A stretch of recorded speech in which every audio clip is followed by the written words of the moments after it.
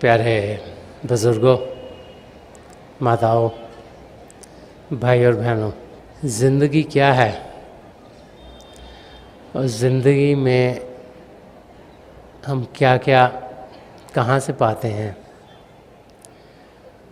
और जो पाते हैं उससे हम अपने आप को फ़ायदा कैसे दिलवाएं, इस और हम सबका ध्यान ज़रूर जाता है। इंसान की यही कोशिश रहती है कि वो ये जाने कि इस धरती पर हम किस कारण से आए हैं। क्या सिर्फ हमने जिस घराने में पैदा हुए, जिस सिटी में रहे, जिस देश में रहे, जिस धर्म को फॉलो करते रहे, क्या सिर्फ रिस्पॉन्सिबिलिटीज़ ही निभाते चले जाना है कि उसके आगे भी कुछ और है। और ज़्यादातर जब हम ज़िंदगी को देखते हैं तो बहुत सी बार जब हमें लगता है कि चीज़ें हमारे साथ ठीक ठाक हो रही हैं तो हम कुछ ध्यान देते नहीं कि क्या हो रहा है।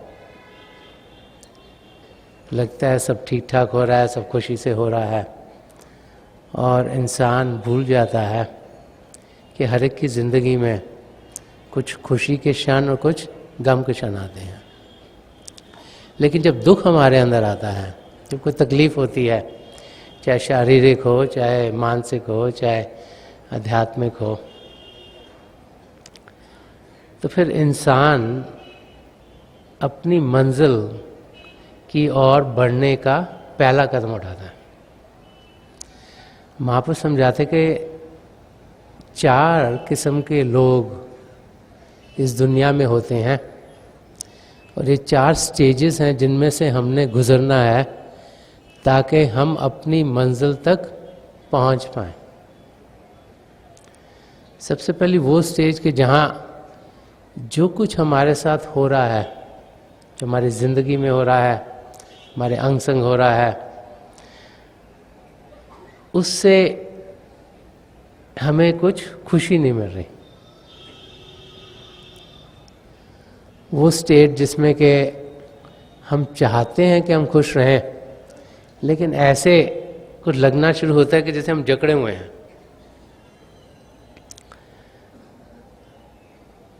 कि जहाँ से खुशी पाने की कोशिश करते हैं वहाँ से मिल नहीं रही, और फिर हमारे अंदर वो सवाल उठने शुरू हो जाते हैं कि खुशी कहाँ से पाएं। तो पहले उस स्टेज में पहुंचना, जबकि जिस किस्म की हम जिंदगी जी रहे हैं उससे हमें खुशी ना मिल रही हो, वो अपनी मंजिल तक पहुंचने के लिए बहुत ज़रूरी है। क्योंकि बहुत सी बार जो हमें कुछ मिल रहा है उसमें हम इतना मस्त हो जाते हैं कि क्या हम पा सकते हैं उसको हम भूल जाते हैं। संत दर्शन सिंह जी महाराज ने अपने एक शेर में एक जगह ये समझाया था कि मैंने सोचा कि मैं अपनी मंजिल तक पहुंच गया, लेकिन जब ध्यान से देखा तो वो एक मोड़ था कि आगे भी कुछ और है, इस जहां के आगे कुछ और भी है। और अगर हम अपने दायरे में ही मस्त रहें और यही सोचें कि यही सब कुछ है और उसी मस्ती में ज़िंदगी गुजार देंगे, तो फिर जिस बुलंदियों तक हम पहुंच सकते हैं वहाँ पर पहुँचे बगैर इस धरती से हम चल बसेंगे। तो ये जानना कि जो कुछ हमें मिल रहा है इससे और कुछ आगे है, एक स्थिति आना हमारे अंदर कि हम एक चाहत हो कि हमने कुछ और पाना है, वो हमें दूसरी स्टेज तक ले जाता है। वो जिज्ञासु की स्टेज, जिसमें कि हम फिर खोज करनी शुरू करते हैं।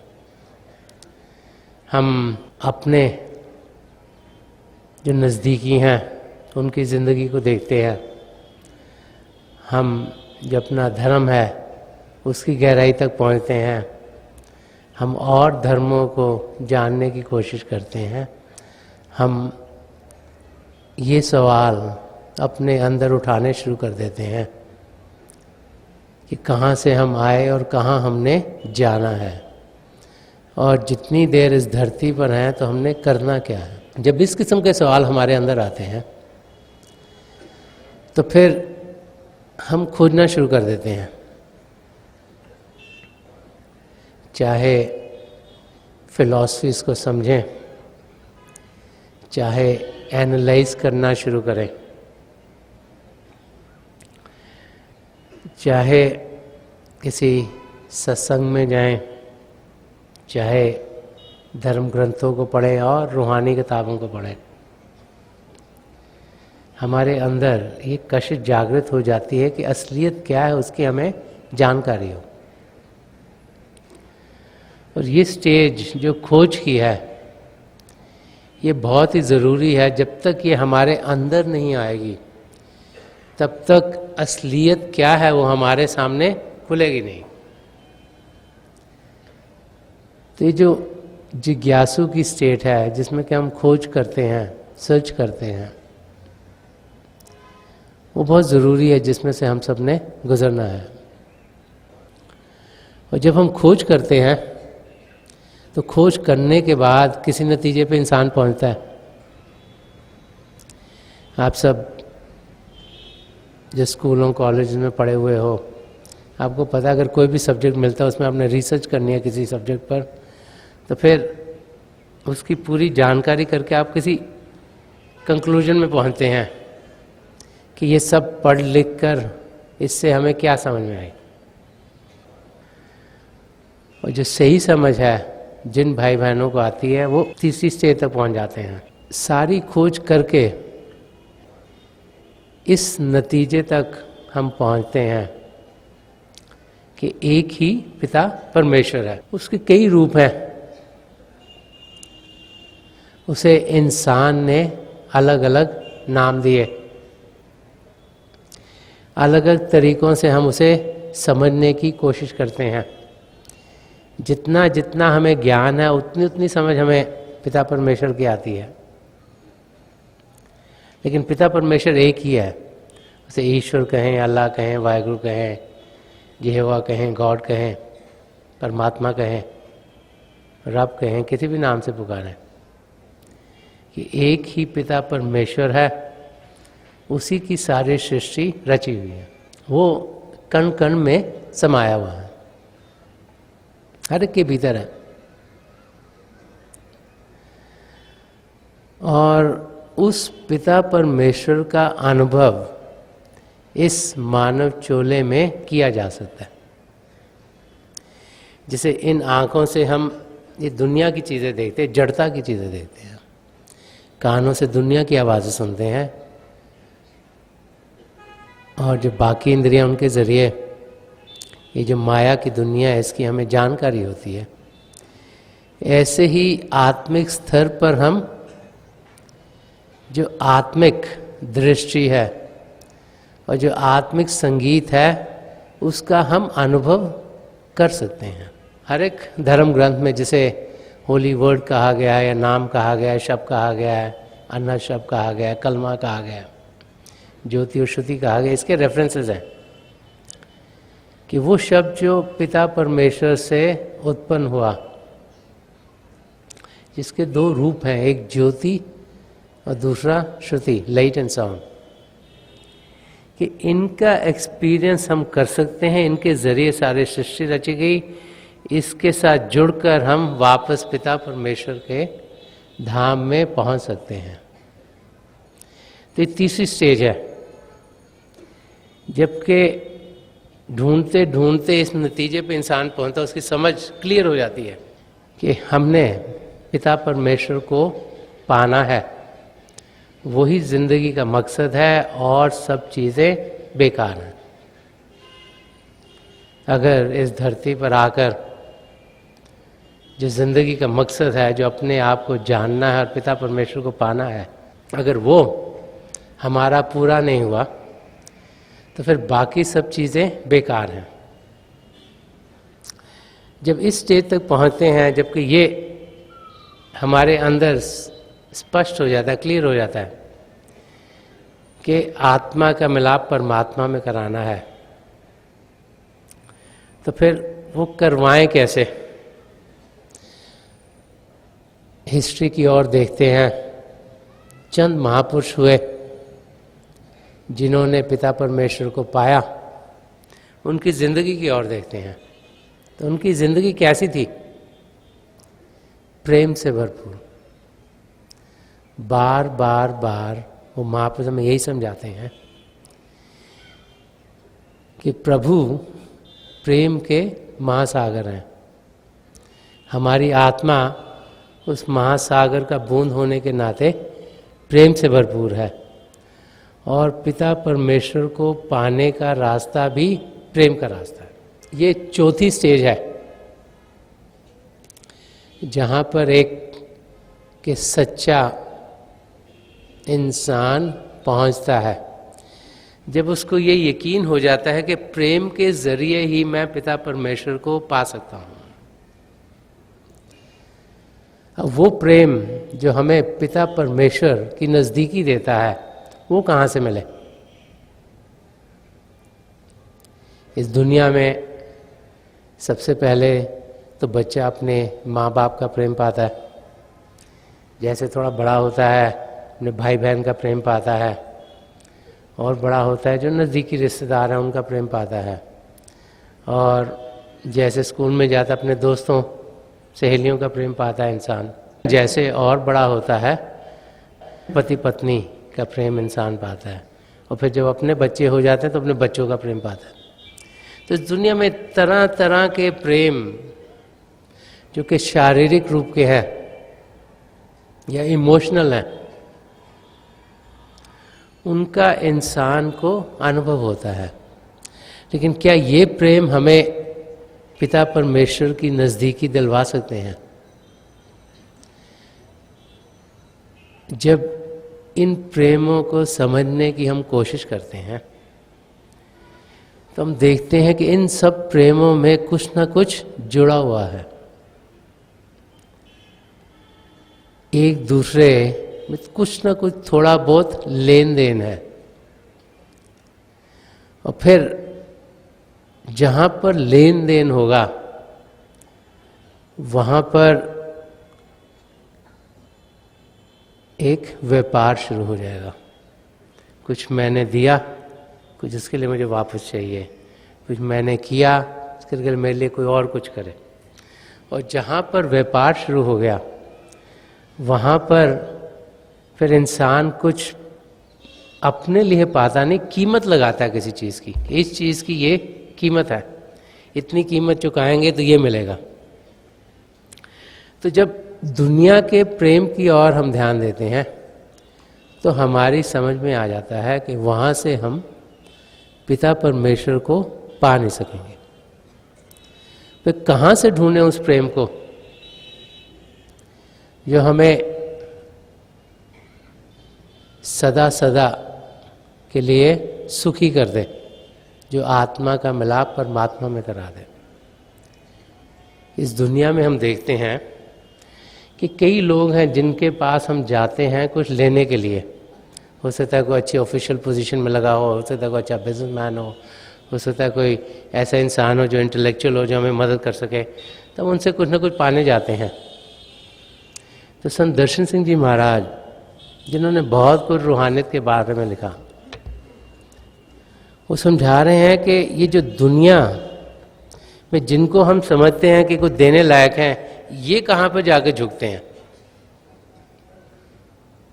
वो फरमाते हैं कि लिबासे फ़क्र में हमको जो खाक सार मिले, उन्हीं के दर पे सलातीने रोज़गार मिले। वो फरमाते हैं कि एक संत के लिबास में, एक निर्मल संत, एक जो ह्यूमिलिटी से भरे हुए हैं संत, उनके लिबास में जो हमें एक ऐसा काम, निर्मल पुरुष दिखाई देता है। जब उनके दर पर हम जाते हैं तो हम देखते हैं कि दुनिया के जो बड़े बड़े लोग भी हैं वो भी आकर वहाँ पर झुक जाते हैं। क्यों? क्योंकि उन्हें भी मालूम है कि जब किसी निर्मल संत के पास कोई जाता है तो उस संत को हमसे कुछ लेना नहीं, वो सिर्फ हमको देंगे, उनको कुछ हमसे चाहिए नहीं। वो तो चाहते हैं कि हम भी उन जैसे निर्मल हों, वो चाहते हैं हम जिंदगी के मकसद को पूरा करें, वो चाहते हैं कि हम अपनी मंजिल की ओर बढ़ें। वो अपनी मंजिल तक पहुंचे हुए हैं, उन्हें कोई हमसे ज़रूरत नहीं, तो वो चाहते हैं कि हम अपने कदम अपनी मंजिल की ओर तेज़ी से बढ़ें। इसीलिए जब हिस्ट्री में देखते हैं कि महापुरुषों के ज़रिए ही कई लोग असलियत को जान पाए और उन्होंने अपने कदम अपनी मंजिल की ओर बढ़ाए। पिछली सेंचुरी के महापुरुष हजूर बाबा सावन सिंह जी महाराज, परम संत कृपाल सिंह जी महाराज, अध्यात्म संदर्शन सिंह जी महाराज, जब इनकी ज़िंदगी की ओर हम देखते हैं तो हम देखते हैं कि लाखों करोड़ों लोग इन महापुरुषों के पास आते थे। कोई एक देश का, कोई दूसरे देश का, कोई एक धर्म का, कोई दूसरे धर्म का, और वो सब उनसे क्या लेने आते थे? प्रभु का प्रेम जो उनमें कूट कूट के भरा हुआ था। उनकी एक प्रेम की निगाह को हम सब तरसते थे। क्यों? क्योंकि उनकी एक प्रेम भरी निगाह हमें फर्शों से अर्शों तक पहुंचा देती थी।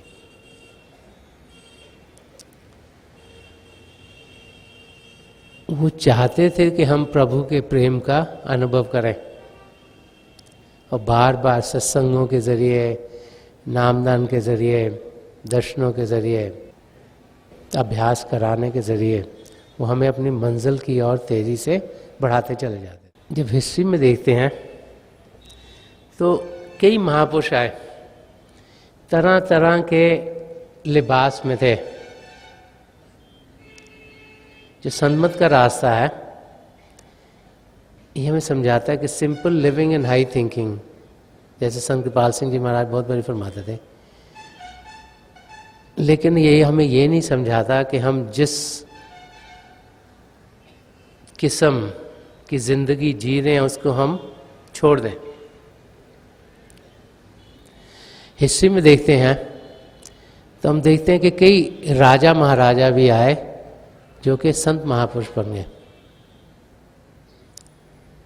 ये रास्ता में ये नहीं समझाता कि हमने अगर पिता परमेश्वर को पाना है तो हम घर बार छोड़कर कहीं पहाड़ी पर जाकर बैठ जाएं। रास्ता में समझाता है कि हम जहाँ भी रहते हैं हम पिता परमेश्वर को पा सकते हैं।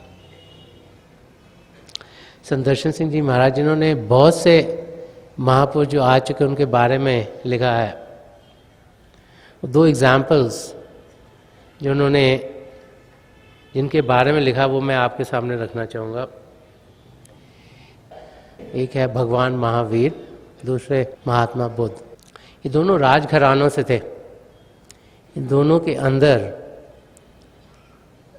एक जागृति हुई कि जिंदगी का कुछ मकसद है। उन्होंने खोज की और फिर अपनी लगन पिता परमेश्वर की और कर दी। उनकी टीचिंग्स देखें, उनकी टीचिंग्स अहिंसा की टीचिंग्स हैं, कंपैशन की टीचिंग्स हैं, नम्रता की टीचिंग्स हैं। संदर्शन सिंह जी महाराज ने भगवान महावीर के बारे में फरमाते हैं, दवा जिंदगी की बताते हैं वीर।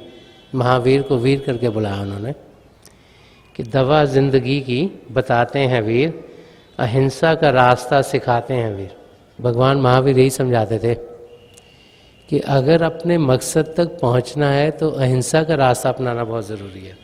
इसीलिए जो सन्मत का रास्ते में एक शाकाहारी जीवन होना, एक वेजिटेरियन वे ऑफ लाइफ पे बहुत जोर दिया गया है कि किसी चीज़ की भी हिंसा ना हो। इसलिए हम जैन ट्रेडिशन में देखते हैं कि उसमें जो उनके सन्यासी हैं वो मुंह पर एक कपड़ा लगाते हैं ताकि हवा में भी जो कीटाणु हैं उनके मुंह के ज़रिए उनको कोई ठेस ना पहुंचे। तो फरमा रहे हैं कि दवा ज़िंदगी की बताते हैं वीर, अहिंसा का रास्ता दिखाते हैं वीर, जियो और जीने दो संसार को, मोहब्बत की बातें सिखाते हैं वीर।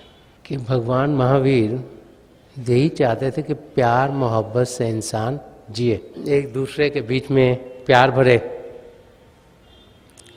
और उस प्यार को प्रैक्टिकल एस्पेक्ट में डालने के लिए उन्होंने अहिंसा का रास्ता समझाया। जिससे भी हम प्यार करेंगे उसे हम कोई दुख दर्द नहीं पहुंचाएंगे, और हिंसा करना तो किसी को बहुत दर्द पहुंचाना है, उनकी ज़िंदगी ले लेना है। ये हमारे हक में नहीं कि हम किसकी ज़िंदगी लें। पिता परमेश्वर ने ज़िंदगी दी है, उनके हक में है कि जितनी जितनी जिसकी उन्होंने लिखी उस लिहाज से कैसे कैसे किसी ने जाना है, जैसे पिता परमेश्वर ने लिखा वैसे ही हमारी ज़िंदगी में होना चाहिए, क्योंकि ज़िंदगी उनकी देन है और उनकी देन है, इसलिए उन्हीं का हक है उस पर। हम में से किसी का हक नहीं कि हम किसी की हिंसा करें। इसीलिए भगवान महावीर का जो अहिंसा का मैसेज है वो कई लोगों के दिल में घर करता है। संत दर्शन सिंह जी महाराज में महात्मा बुद्ध के बारे में ये फरमाते हैं कि एक एक जर्रे के सीने में धड़कता है दिल। जब उन्होंने महात्मा बुद्ध की टीचिंग समझाई तो यही लिखा कि एक एक जर्रे के सीने में धड़कता है दिल, सांस लेती है फजा, खाक भी जान रखती है। देखिए हर एक पार्टिकल में प्रभु बस रहे हैं। वो कहते हैं कि जब हवा भी सांस लेती है तो भी उसमें जान है, कि हर एक चीज़ में जान है, कि कदम आहिस्ता उठाओ कि ना दिल दुख जाए। कि जब ज़िंदगी में से गुजर रहे हैं तो बड़े आराम से गुजरें, क्योंकि कोई लफ्ज़ हमसे निकला जिसने किसका दिल तोड़ दिया, कुछ ऐसा कार्य हो गया जिससे किसी को तकलीफ़ हो गई, तो तकलीफ़ वापस नहीं आ सकती, चाहे जाने अनजाने में हो गई हो। लेकिन एक बार ही किसी को हमने दुख दर्द दे दिया तो वो निकलता नहीं वहाँ से। कि कदम आहिस्ता उठाओ कि ना दिल दुख जाए, सांस आहिस्ता से खींचो कि ना पहुँचे कोई ठेस। वो फरमा रहे कि सांस भी इंसान आहिस्ता से ले कि किसी को किसी किस्म की कोई तकलीफ ना पहुँचे। तो यही संतमत का रास्ता है कि अहिंसा की हम जिंदगी जिएं, कंपैशन से रहें, हमारे अंदर सबके लिए दुख दर्द हो। क्यों? क्योंकि हम जानते हैं कि हर एक के अंदर पिता परमेश्वर हैं, और जब भी हम किसी से इंटरैक्ट करें तो ऐसे करें जैसे कि हम पिता परमेश्वर से कर रहे हों। जब हम मंदिरों में जाते हैं, गुरुद्वारों में जाते हैं, मस्जिद में जाते हैं, गिरजे में जाते हैं, तो बड़े आराम से वहाँ पे सब कुछ करते हैं। वहाँ पे जाके किसी से लड़ाई नहीं करते, किसी से ऊंच नीच नहीं करते। क्यों? तो हमें लगता है कि परमात्मा वहाँ पर है। ऐसे ही जब भी हम किसी से मिलें, हमारी यही कोशिश हो कि हम आराम से मिलें, इस तरीके से मिलें जिससे उनकी ज़िंदगी में दुख ना हो, और कदम ऐसे उठाएं कि हम अपनी मंजिल को पालें। पाने का रास्ता प्रेम का रास्ता है, और प्रेम में कोई भी प्रेमी किसी को कोई तकलीफ़ नहीं देता। प्रेम में हम चाहते हैं कि जो भी हमारा प्रेमी है, जो भी प्रीतम है, उनको आराम ही आराम हो।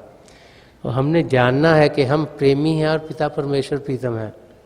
हमने उनसे जाकर मिलना है और खुशी खुशी अपनी मंजिल की ओर हमने बढ़ना है।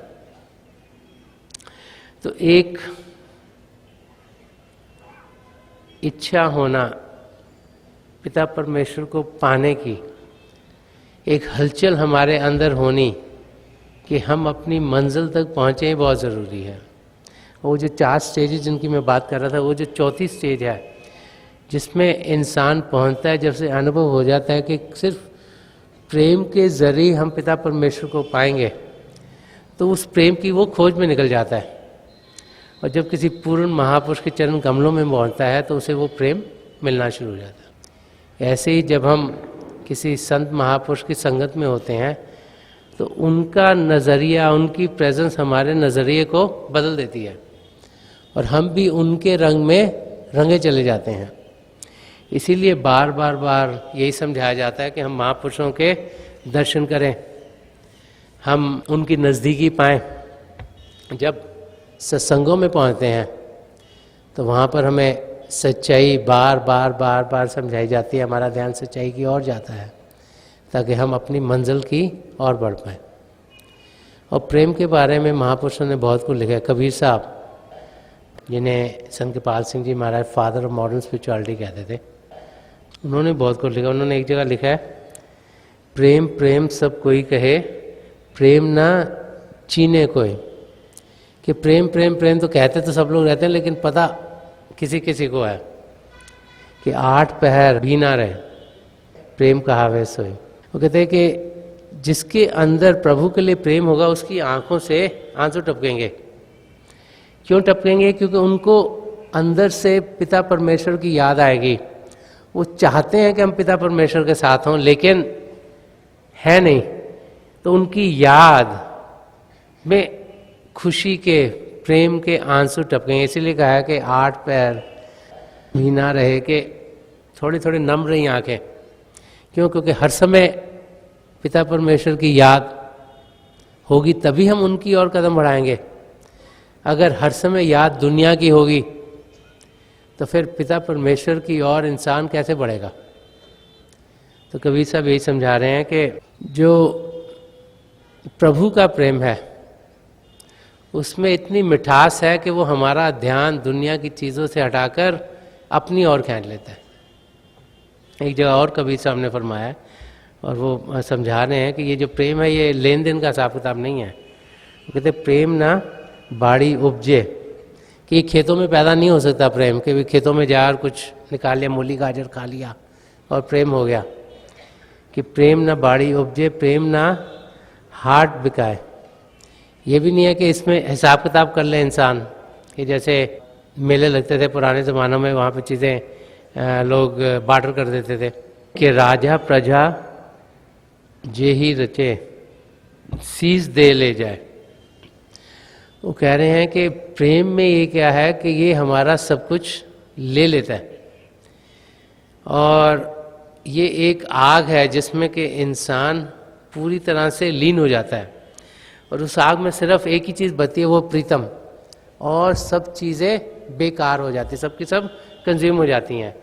कि हमारे अंदर इतनी लगन पिता परमेश्वर को पाने की हो कि हम जहाँ देखें वहाँ पिता परमेश्वर के सिवाय और कुछ दिखाई ना दे, और सारी चीज़ें उस पिता परमेश्वर के प्रेम की आग में भस्म हो जाए। अब जैसे क्षमा की ओर परवाना जाता है, वो फिक्र नहीं करता कि मैं क्षमा में जाके जल जाऊंगा, उसमें जाकर लीन हो जाता है। कुछ मालूम है कि क्षमा ही मेरी मंजिल है, क्षमा तक ही मैंने पहुंचना है, और उसके अंदर ये फिक्र नहीं कि मैं ख़त्म हो जाऊंगा। और जब इस किस्म की ज़िंदगी होती है तो इंसान की जो हुमें है, जो मैं है, वो ख़त्म होती है, और जब वो ख़त्म होती है तभी असलियत क्या है हमारी ज़िंदगी में खुलनी शुरू हो जाती है। हम सबको एक ही तकलीफ है, वो मैं की है, ये मैंने किया, ये मेरा है, मेरा दिमाग बहुत चलता है, मुझे तुमसे ज़्यादा समझ है, आप मेरी बात मानो, मैं सबको ठीक कह रहा हूँ। अगर देखिए हम सुबह से शाम से बातें क्या करते हैं, सारी इन्हीं कैटेगरीज में आती हैं कि मैं और मैं। और जब तक वो मैं ख़त्म नहीं होगी इंसान की, तब तक असलियत क्या है वो उसके अंदर खुलेगी नहीं। तो महापुरुष बार बार यही समझाते हैं कि हमें प्रभु के प्रेम को पाना है, और उसमें हमारी मैं ईगो खत्म होगी तभी हम उनको पा सकेंगे। वो कहाँ से पानी है? वो संदर्शन सिंह जी महाराज ने एक शेर में फरमाते हैं, रहे इश्क की इंतहा चाहता हूँ, जुनूसा को ही रहनुमा चाहता हूँ। वो कहते जो जो इश्क की, जो प्रेम की फाइनल स्टेज है, वो मैं चाहता हूँ कि उसकी इंतहा क्या है, कि आत्मा का मिलाप परमात्मा में हो। मैं वहाँ पहुँचे कैसे? कि जुनूसा को ही रहनुमा चाहता हूँ, कि एक ऐसे सदगुरु को मैं ढूंढ रहा हूँ जो खुद प्रभु के प्रेम की मस्ती में हो। अगर वो खुद प्रभु के प्रेम की मस्ती में होंगे तो फिर वो हमें भी उस मस्ती में रंग देंगे। और वो खुद तो प्रभु की प्रेम की मस्ती में है नहीं, तो हमें कैसे रंग पाएंगे? कि जुनूसा कोई रहनुमा चाहता हूँ, कि ऐसा गाइड चाहता हूँ, ऐसी मुझे डायरेक्शन मिले जिससे कि जो देने वाला है वो खुद प्रभु के रंग में रंगा हुआ हो, ताकि उस रंग में हमें भी रंग दें। तो आज के दिन जबकि हम सब यहाँ इकट्ठे हुए हैं, मेरी पिता परमेश्वर के चरण कमलों में जो पिछली सेंचुरी के महापुरुष हैं, हजूर बाबा सावन सिंह जी महाराज, परम संत कृपाल सिंह जी महाराज, दयालपुर संदर्शन सिंह जी महाराज, उनके चरण कमलों में यही प्रार्थना है कि हम सब के अंदर वो प्रभु के प्रेम को जागृत करें। हम जिस भी स्टेज में हो ज़िंदगी के, कोशिश करें कि आगे बढ़ें। जो चौथी स्टेज है, जो प्रेम की स्टेज है, उस तक पहुँचें, ताकि हम प्रभु का प्रेम पाते हुए अपनी मंजिल को इसी ज़िंदगी में पालें।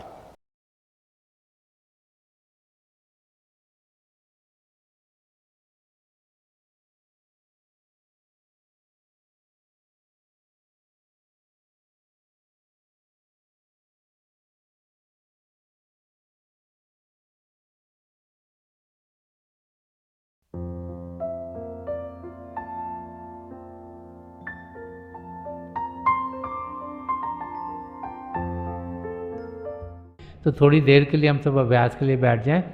आप जहाँ भी बैठे हैं आराम से बैठिएगा, अपनी आंखें बंद कर लीजिएगा। ये आई बॉल्स आँखों के डरने सीधे सामने फोकस हो, जैसे 8-10 सामने आप फोकस हो। आंखें बंद करते ही वो भाई बहन जिन्हें नाम की देन मिली, आप सिमरन कीजिएगा। और जो भाई बहन यहाँ नए हैं, आप पिता परमेश्वर के किसी भी जाति नाम का जाप कीजिएगा। जाप मन ही मन करना, ऊंचा नहीं दोहराना। मेरी प्रभु के चरण कमलों में, और जो पिछली सेंचुरी के महापुरुष हैं, हजूर बाबा सावन सिंह जी महाराज, परम संत कृपाल सिंह जी महाराज और दयालपुर संदर्शन सिंह जी महाराज के चरण कमलों में यही प्रार्थना है कि जो जो हम सबके लिए बेहतर हो, ये महापुरुष हमें दें, हमें सबके साथ जोड़ें और हमारे भीतर प्रभु की ज्योत के हमें दर्शन करवाएं। थोड़ी देर में मैं आपको इस बैठक से उठाऊंगा और मेरी शुभकामनाएं आप सबके साथ हैं।